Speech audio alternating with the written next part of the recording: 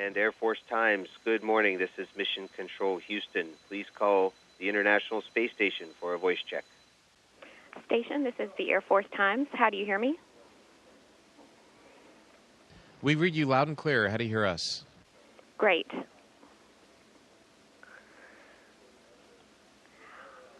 This question is for all the astronauts. I'm wondering if you could tell me how your experience as Air Force and Navy pilots prepared you for this mission.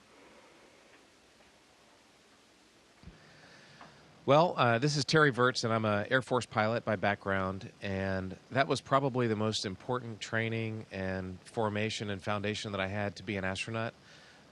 There's something about my experience as being a pilot that helps the way you think. You think in an operational manner. You learn how to prioritize what's important and what's not, and do things in the appropriate order when there's something that comes up out of the ordinary. And it also helps you to communicate when you don't have a long time and you have to get your point across quickly and clearly. And so being a pilot is probably the most important training. It's for sure the most important training that I've had and that we still do as astronauts. And all the astronauts have aviation training of some kind or other, even if they weren't military pilots. It's what we do in the astronaut office.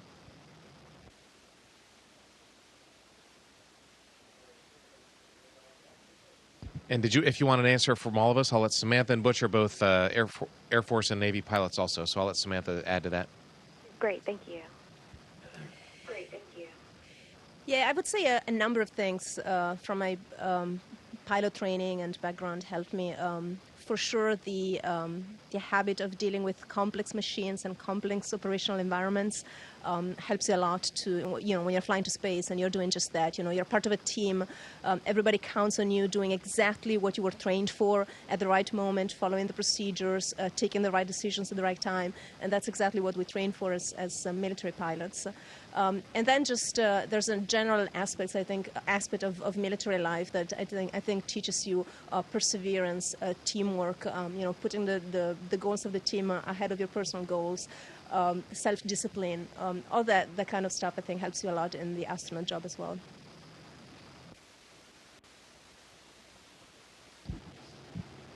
Well, going third, I don't have much to add to that. I'd say I'd echo everything they said, but as a naval aviator, same thing. Certainly, I think the one thing maybe they didn't mention that I would add is you're put in stressful situations when you're in training. Flying a jet aircraft, maybe not so terribly difficult, but when you start employing all the capabilities of that airframe and leading multiple airplanes in combat scenarios, that's very challenging, can be very stressful, and dealing with all those things, multitasking, is certainly something that helps you for this job right here, without a question. Wonderful. And when is your next spacewalk, and how do you prepare for it? Yeah, that's a great question, because that's what Butch and I are in the middle of doing right now, is preparing for it. Most recently, I just took the spacesuits and got them resized so that they fit me. Every spacesuit has different adjustments you can make on the arms and legs and gloves to fit the individual astronaut, and so we just went through that process. Yesterday, Butch was in there getting the water loops cleaned out, making sure the fans work. So every day for the next few weeks, there's different tasks that we're doing in terms of getting prepared for it. We have to get the tools all ready. We had to build up some tools for one of the greasing lubrication events we're going to do on the robotic arm outside. So there's a lot of preparation that goes into getting ready for the spacewalk. And Butch and I are going to be doing our 3 spacewalks, while Samantha has the most important job of getting us suited up and getting us back in and out of the spacesuits, which is a pretty big task in itself. So the 3 of us will be very busy getting ready for and executing those spacewalks. Okay. And have you done a spacewalk prior, or will this be your first?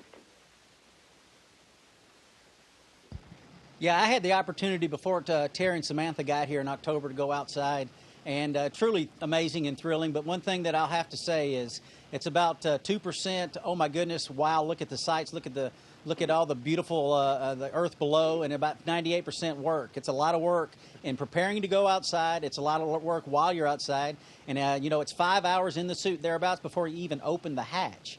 And then you're 6.5 hours outside, and then once you get back in, you've got to clean up the suit. You can't just go straight to bed. There's a lot of work, so it's a long day, a lot involved.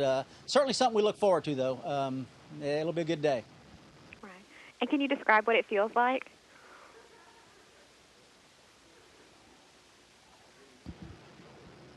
Almost impossible to describe. Almost impossible. I think the one comment I would make is that just realizing that you and whoever you're going out with, we never go alone. We always go in two or more.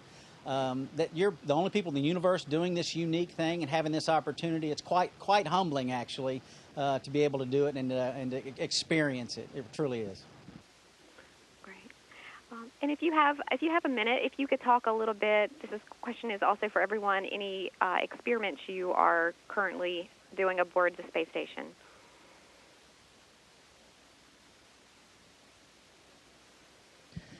Well, right now the space station is really a very, very busy microgravity laboratory. The Dragon spacecraft came up a couple of weeks ago, and it took up a lot of experiments that now we are running. So it happens very often, actually, that Butch, Terry, and I are all working in parallel on like 3 different experiments, and there's like comm going on space to ground on like 3 different, completely different topics.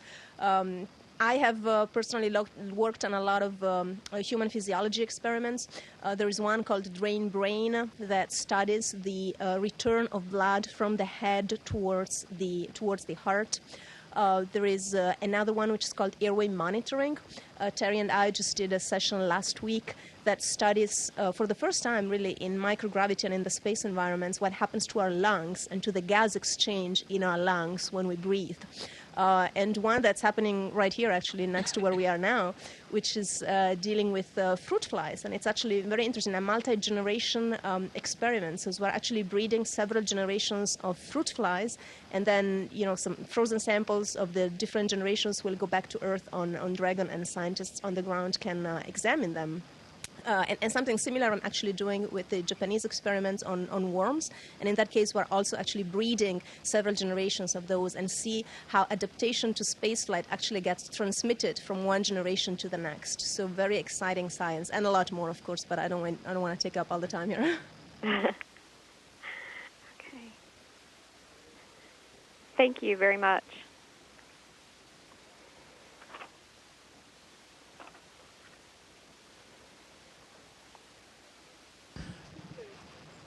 Would you like more science? Because we could certainly go on. There's a lot of stuff going on. Actually, if I could turn that camera around, you'd see a pink Columbus module on the other end of the station, and we're growing plants there, and the light that's used for the plant growth is pink, so it looks pretty cool, especially at night when you turn all the other lights off.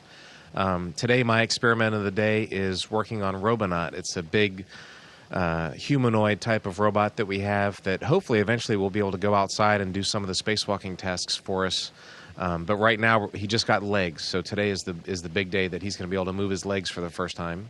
And I've been working on an experiment called CSLM is the acronym. It's a material science experiment where they melt and mix different metal alloys and look at the process of cooling the alloys down. And so there's like Samantha said, every day it's a different experiment, and there's lots and lots of it. Thank you.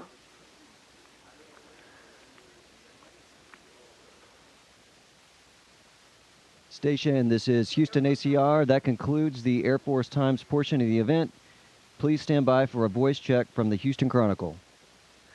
Station, this is the Houston Chronicle. How do you hear me? We've got you loud and clear. How do you hear us? I hear you guys just fine. Thanks so much for making the time today. There was a lot of excitement this week about the Dragon and CST-100. I know you guys have had a visit from the Dragon up there. How important is it, do you think, for the station to have redundancy and the ability to get you guys up and down to space?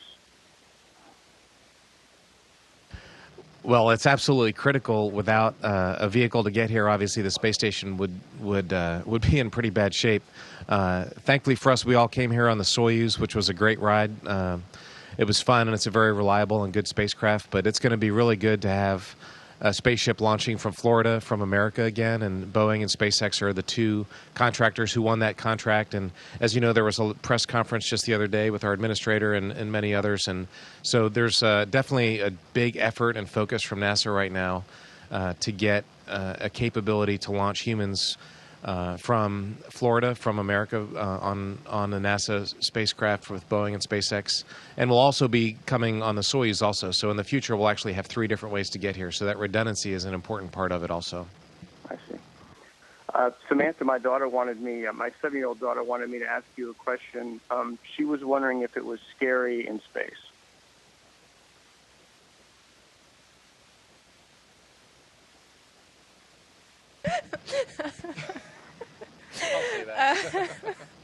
Terry has something to say about that.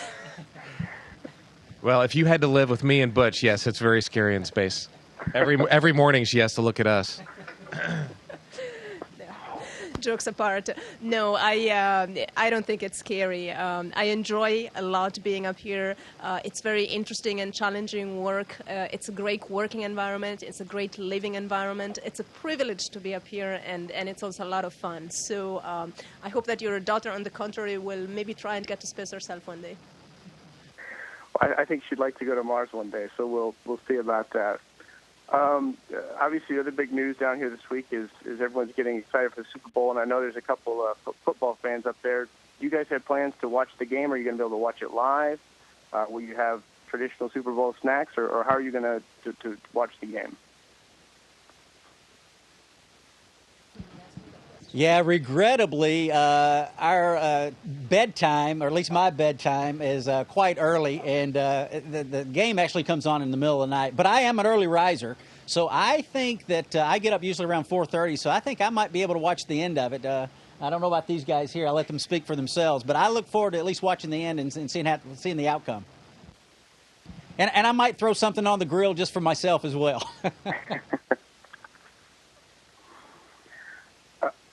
Terry, a few days ago, you tweeted a picture of yourself, I guess, in a J.J. Watt shirt. Greatest football player on earth. I think we can all agree about that. In Houston, is Butch the greatest football player in space, given his experience at Tennessee Tech? I think that's probably safe to say. Yeah, Ms. Butch here. He was a college football player in space, and it's. Samantha is the greatest European football player, like in soccer, as we call it. But yes, yeah. But yeah, we enjoy that. And whenever we do a PR with different events, we always get a football out and use that to demonstrate the zero gravity, floating. Have you guys but I'm sure it's not only in Houston. I think most people can agree that J.J. Watt is the greatest football player, not only on Earth, but probably in the whole universe. So in a few months, Scott Kelly is going to launch the space station for a one-year mission. Butch has been up there for a couple months longer than Terry and Samantha, but y'all been up there a few months. How much do each of you think that a one-year mission, how much of a challenge is that going to be, from a health standpoint, from a mental health standpoint, for Scott? I don't foresee anything from a health standpoint necessarily. Scott's kind of a gym rat. He likes getting in and working out and doing those type of things, and it's an absolute necessity up here to keep yourself physically fit, to prepare yourself for the return back to Earth. And I think Scott will do that and take care of that without issue. I think one of the things that is difficult is it is concentration all day, every day. It's so much at stake up here, so many science projects, so many experiments, so many everything that people put a lot of effort into for literally for decades. And to be in charge of that, have those things in your hands, you want to make sure you get it right. So it's a lot of concentration. And over the long haul, that can wear on you. So I think that's one thing that they are aware of. They got some plans in to give a couple extra days off as the time goes on. And I think that's probably really smart. He mentioned that, after about 4 months, he was ready to come home the last time. Have you reached that point, Butch, where you're kind of ready to come home, that 4 months is about right? Or are you still enjoying yourself and wish you could stay up there a lot longer?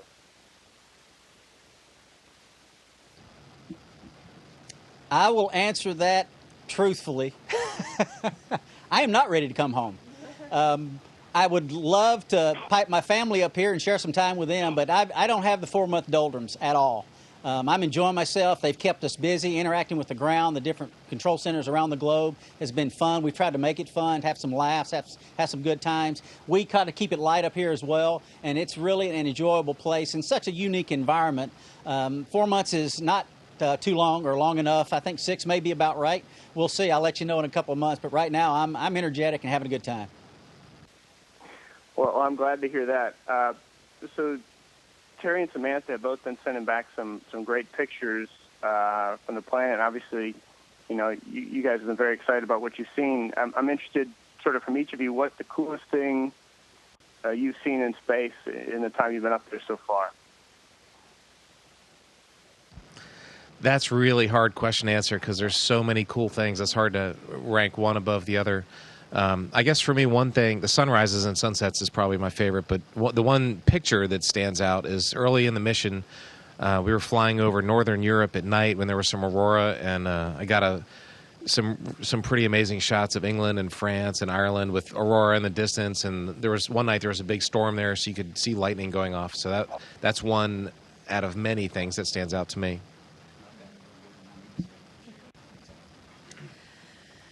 From my point of view, I mean, what really always triggers a special emotion for me is when we fly over Europe. But from a special perspective, I really enjoy those passes where we kind of fly over Gibraltar and onto the Mediterranean. There is something that has a special emotional connection. I think it's all the history that I relate to and the culture, and I don't know, it always resonates with me a lot. From a visual point of view, I guess I will just throw out the last thing that really impressed me that I saw yesterday. Actually, two of them. One was last week. For the first time, I had some night passes over, I guess, the Thailand area, and those like parts of the sea were like totally full of very, very bright green dots that I understand are fishing boats, and that was just so impressive. I mean, so many of them and so bright. It was an incredible sight. And that's something I saw just yesterday for the first time, which was like an aurora, and we've seen auroras multiple times, but this one was like the blue stripe, the really bright blue stripes that comes up on the earth limb when the sun rises. It kind of touched the aurora. So I had this incredible blue turning over into this incredible green of the aurora, and I had never seen that. So it was really amazing to see that.